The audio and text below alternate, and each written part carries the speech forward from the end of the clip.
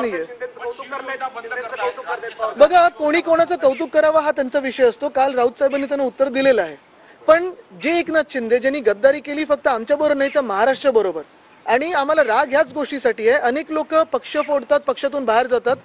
ह्यांनी वंदनीय हिंदू सम्राट बाळासाहेब ठाकरेंचं पक्ष फोडण्याचं पाप, त्यांनी दिलेलं नाव हे चोरण्याचं पाप, त्यांनी दिलेलं सिंबल ते चोरण्याचं पाप हे एकनाथ शिंदेनी केलेलं आहे।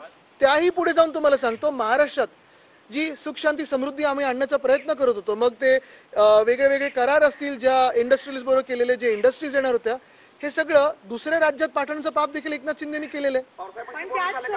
नाही झालं अजून। पण त्याच सोहळ्यामध्ये संजय दिना पाटील उपस्थित असतील ना, पण ते कोणासाठी केलेले हे विचारत त्यांना, ते कदाचित पवार साहेबांसाठी केले असतील। तुम्ही आज पवारांना भेटणार आहे? नाही, आज नाही भेटवणार आहे।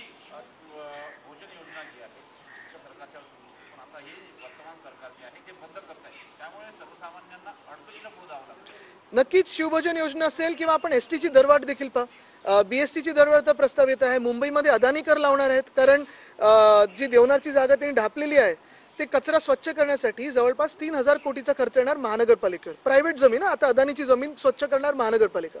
हे 3000 कोटी आणायची कुठून? तर आता युजर फी प्रत्येक घरावर, प्रत्येक मुंबईकरावर प्रस्तावित केलेली आहे। आम्ही याचा तर कडाडून विरोध करणार आहोत, कुठेही मागे हटणार नाही। आमच्यासोबत ज्यांना यायचं असेल, मुंबईकरांच्या हितासाठी असेल, महाराष्ट्राच्या हितासाठी ते येतील, जे नसतील ते ह्या सगळ्या गँग बरोबर